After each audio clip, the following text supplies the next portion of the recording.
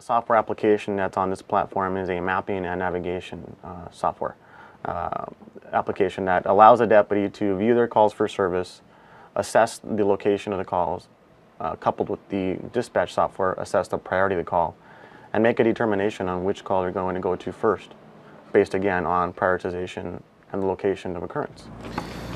A few years ago I received a call of a baby not breathing, and it was high stress because I didn't know the street. I was new to the area, I hadn't worked the area before, and I didn't know the location of the street. So I had to use my map, and when you start out you don't even know what page the street's on, so you have to go to a master index on the back.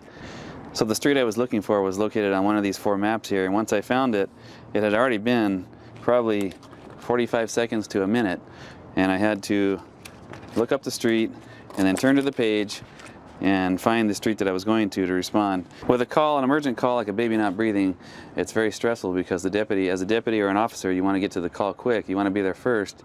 You want to be there before the fire department. So it adds a lot of stress to the call.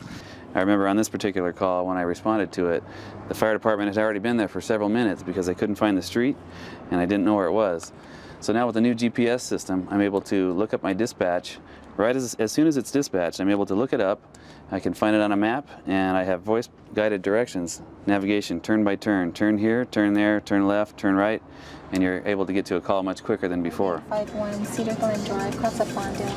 Female 1 not breathing. CPR is being performed. And 132 Adam, I can respond. And 132 Adam is maybe 9 seconds. Maybe 42 Adam, 2 minutes. Close 3 seconds, 3 seconds.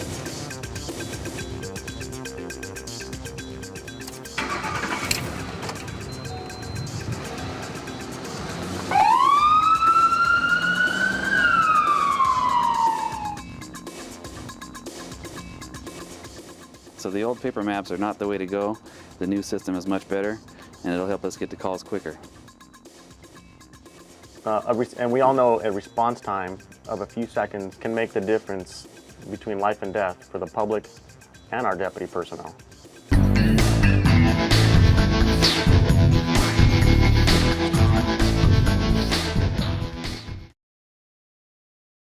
This is our existing mobile digital terminal. That's exactly what it is, a terminal. For all intents and purposes, it has no computing power whatsoever. It simply receives and sends messages. Very simple system.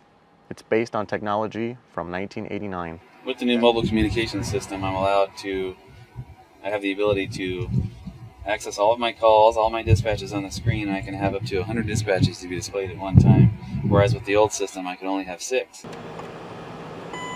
This system gets data at about the speed of a fax modem. That's as fast as it can go. The upgrade will give us speeds of 3G cellular speeds. I can run vehicles. I can run wanted persons. I can run DMV information. One of the main applications that's available to deputy personnel is our computer-aided dispatch, and that's dovetailed with our mapping system. So then when I hit the map button, I instantly get a map of where I'm at, and I can see if I have any calls waiting. This box up here will flash red, and if I was to hit that right now, it would show me exactly where on the map my call would be, and I can navigate to that call, again with voice-guided directions, and it's all GPS technology. One of the applications involves the Blue Check device, which is an automated fingerprint identification system. Now the Blue Check device allows us to identify people in the field that we may come in contact with. Let's say you pull somebody over on a traffic stop and they don't have a license. I can use this device here to instantly search millions of people in Los Angeles County and through the FBI and other databases for law enforcement use. So all it requires is one fingerprint with the right hand first, and then one fingerprint with the left hand.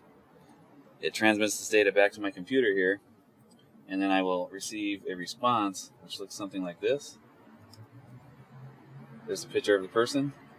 It would show what the person's wanted for, name, date of birth, booking number, and any previous arrest history. This is what it used to be like. I used to have to carry this every day on patrol. As you can see, it's very heavy and a lot of back injuries. Put it into the car, loading it in and out every shift, sometimes taking it out in the middle of the shift. And it has all of my equipment. It's called the war bag. As you can see, the bag carries everything. It's got several different pockets. There's an old camera in case I need to take photos. More citation books here in case I run out. Extra parking citations.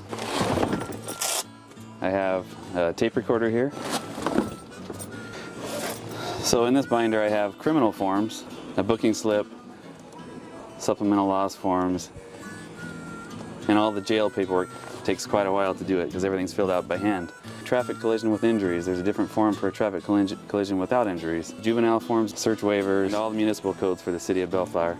So for every city I'd have to have a different book. More maps for another city I used to work in, city of Paramount. The old Thomas Guide, more reference material, vehicle code book, penal code. In addition to all the stuff I carry in the back, which would be full versions of reference material, up in the front I also have abbreviated versions of the reference material. Now this information is available to them without having to carry around many resources, including the penal code, the vehicle code, the California Peace Officers Legal Source Book.